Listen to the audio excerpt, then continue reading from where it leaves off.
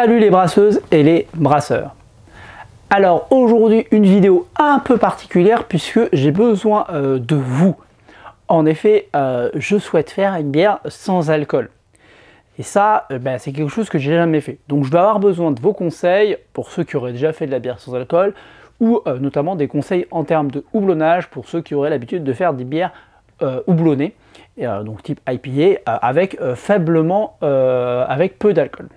Vous devez le savoir, je fais souvent des bières faiblement alcoolisées, aux environs des 3 degrés tout simplement, mais j'ai du mal à descendre en dessous.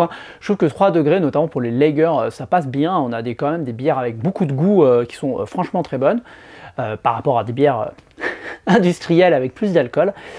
Mais pour les IPA, j'ai pas franchement essayé encore de faire des bières faiblement alcoolisées, et ça serait ici l'idée. En fait, en me baladant sur le site de Malter Hops à la recherche d'une levure, je suis tombé sur ça. Cette levure de White Labs permet de faire des levures moins alcoolisées ou pas alcoolisées du tout. Je savais que ça existait chez Fermentis puisqu'il y a 7 levures qui existent, seulement vous pouvez voir le prix, 80 €, alors c'est les 500 grammes, donc c'est des grandes quantités, ça fait cher, elle n'est pas vendue en sachet unitaire, donc pour les amateurs c'est un peu dommage. Et donc je voulais à un moment l'acheter pour faire quelques essais, mais je me suis dit bon, tant pis, parce que si je ne sais pas concluant, 80 € c'est un peu cher quand même d'investissement. Là je l'ai payé 11 € à peu près parce qu'elle est en fin de limite de consommation, enfin elle peut être consommée après, mais c'est la recommandation jusqu'au 3 octobre je crois. Donc autant dire qu'elle est dépassée à date au moment où j'enregistre cette vidéo, mais c'est pas très grave, c'est juste qu'elle va être moins viable.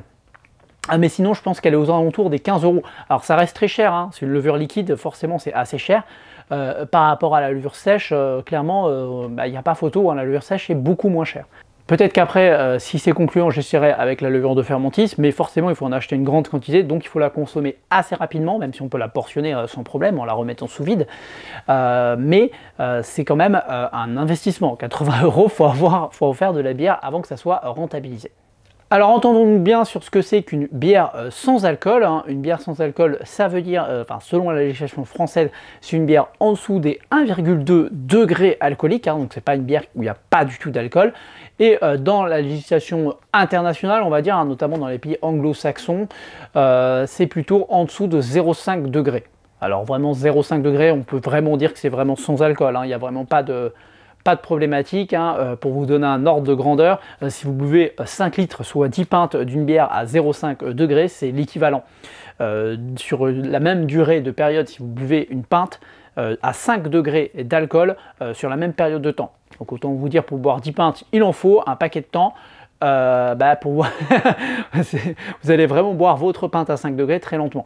Donc vraiment, vous ne pouvez pas du tout être bourré. Avec 1,2 degrés, c'est toujours pas possible normalement de ressentir beaucoup d'effets d'alcool. Logiquement, le temps de la consommation, l'alcool est déjà assimilé, mais on va dire que ça serait déjà plus faisable, puisque ça ferait une pinte à 12 degrés si vous buvez 10 pintes. Maintenant, il faut quand même boire 10 pintes. Je pense que dans un laps de temps court, ça me semble relativement peu faisable, sans avoir d'autres problèmes. Puisque la consommation d'eau, même à très grande vitesse, peut être mortelle. Donc je vous déconseille d'essayer de boire 5 litres de liquide comme ça d'un coup. Je pense que le plus probable, c'est que vous allez vomir. Donc moi, mon objectif dans un premier temps, c'est de tenter une bière à 1,5 degrés. Donc au-dessus de la limitation, donc ça serait une bière alcoolisée du point de vue de la législation, mais on aurait quelque chose de vraiment très faible en alcool. Alors pour faire des bières sans alcool, d'un point de vue industriel ou artisanal, souvent les brasseurs et les brasseries ont recours à la désalcoolification. Alors ça peut être fait par plusieurs façons. Ça peut être fait par l'ébullition. Alors bien sûr, on parlera plutôt d'une ébullition sous vide qui permet de conserver un maximum les arômes. Donc ça permet tout simplement de descendre le point d'ébullition de l'alcool le plus bas possible, et ainsi éviter l'ébullition des autres arômes, l'évaporation des autres arômes. L'autre possibilité, c'est la filtration par membrane, qui est à mon avis la meilleure méthode, qui va permettre de conserver un maximum de goût. Forcément, ça limite dans tout ce qu'on peut faire, et surtout, c'est des choses, ça demande pas mal d'investissement et ça peut coûter assez cher. Donc ces levures qui arrivent sur le marché, qui permettent de faire des bières sans alcool, elles font un pari un peu différent, et ça permet donc de faire des bières artisanales sans alcool, en tout cas faiblement alcoolisées, et assez facilement. Le principe, c'est que ces levures ne consomment que les sucres simples. Ainsi, elles ne consomment pas, alors je ne vais pas donner les noms de sucres parce que je ne les ai pas, mais je crois que c'est maltose, etc. Donc les sucres plus complexes, et ainsi, elle ne pourra pas fabriquer beaucoup d'alcool. Ça veut dire que votre bière, une fois fermentée, elle sera la cible de tous les organismes qui, eux, peuvent fermenter, enfin, ou consommer ces sucres, à savoir les bactéries et les levures sauvages.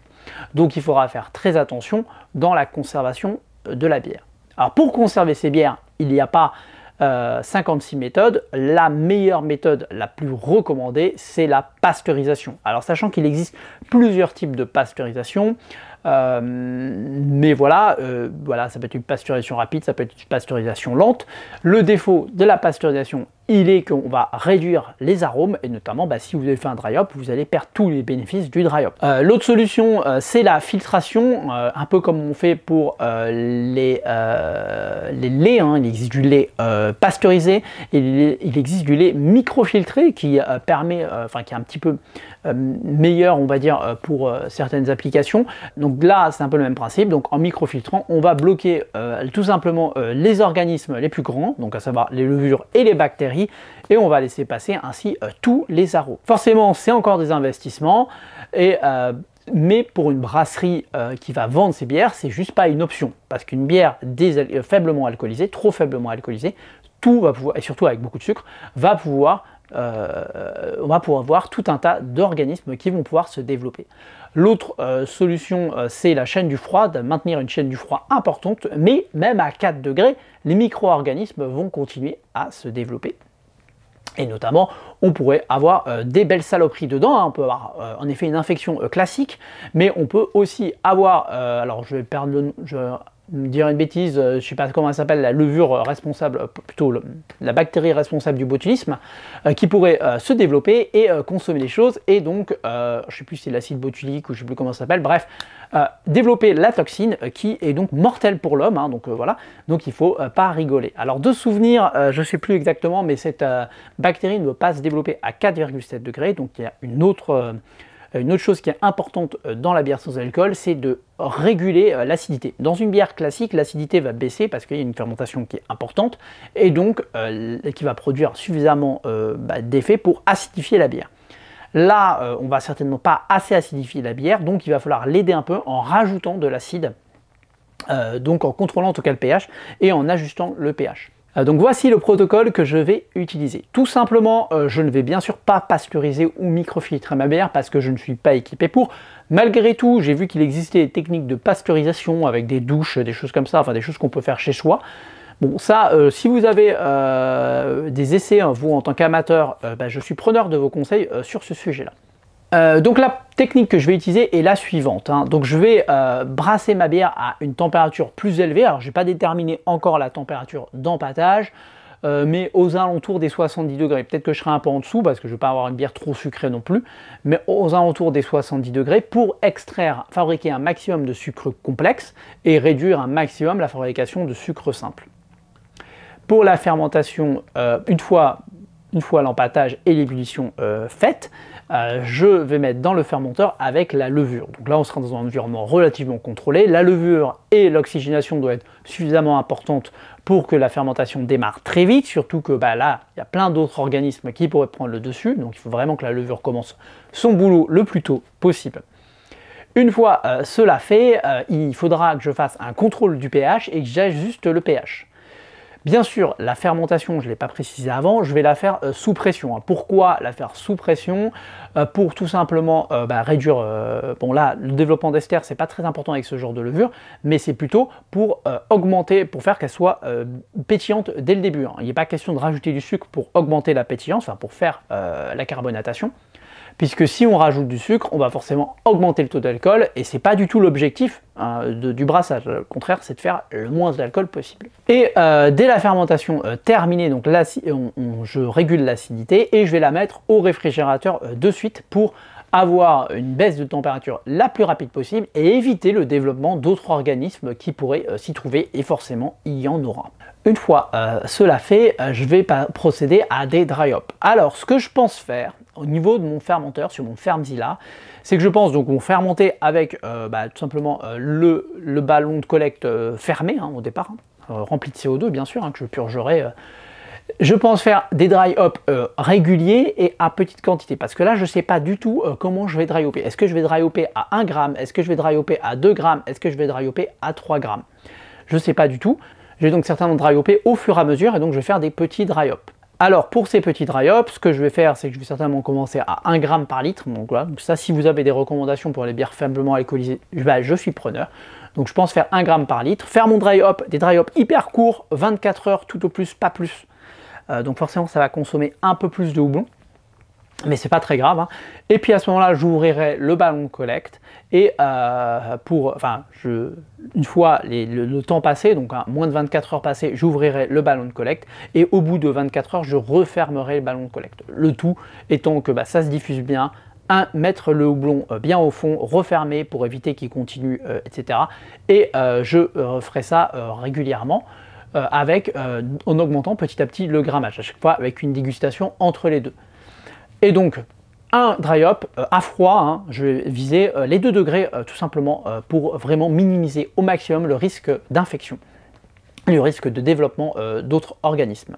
J'ai oublié de préciser que je vais certainement, et je pense, ajuster aussi l'houblonnage durant l'empâtage, parce que là du coup on est avant l'ébullition, et l'houblonnage après en fin d'ébullition, puisque du coup on est sur quelque chose où le houblon ne risque pas d'apporter d'autres micro-organismes, parce que même si on a tendance à dire que le houblon est stérile, enfin un antiseptique ou je ne sais pas trop quoi, bref, ça ne veut pas dire qu'il n'y a rien dessus, ça ne veut pas dire qu'en l'intégrant, en l'ajoutant, on ne va pas ajouter des bactéries ou des levures, mais comme il est intégré durant le dry hop dans quelque chose qui est relativement acide et où la plupart des sucres ont été consommés, il est peu probable que l'organisme qui va arriver va réussir à se répliquer.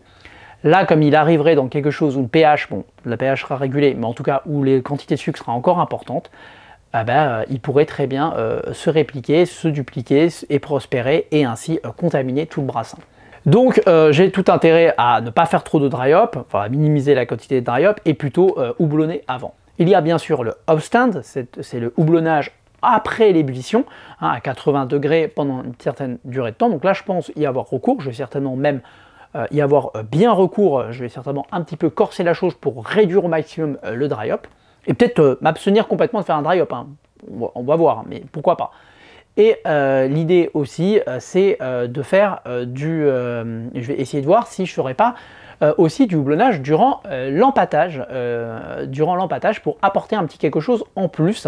Alors là, voilà, c'est forcément une consommation de houblon. Alors pour le choix des houblons, à part bien sûr pour le houblon amérisant, puisque je vais faire une IPA, donc je vais amériser pas trop, puisque ce sera pas trop alcoolisé, mais quand même suffisamment parce qu'elle va être un peu plus sucrée, donc il faut quand même contrebalancer ce sucre. Donc ça, je n'ai aucune idée encore de l'amertume que je vais apporter, mais il y aura du houblon. Donc là, je vais utiliser un houblon classique, ça peut être moi dans mon cas, ce sera du Magnum, mais vous pouvez utiliser ce que vous voulez, du moment qu'il y a un fort taux d'acide alpha. Pour l'houblon aromatique, alors je vais certainement faire un mélange, mais en tout cas, je vais porter mon choix sur du Citra. Pourquoi sur du Citra? Parce que c'est un houblon qui est hyper facile, qui est hyper agréable, il plaît à beaucoup de gens, et au moins je suis à peu près sûr du résultat, plutôt que partir sur un houblon que je connais pas, où je vais pas savoir un peu son comportement habituel. Là où vraiment j'hésite, c'est est-ce que je fais du dry hop ou est-ce que je parie tout sur le hop stand.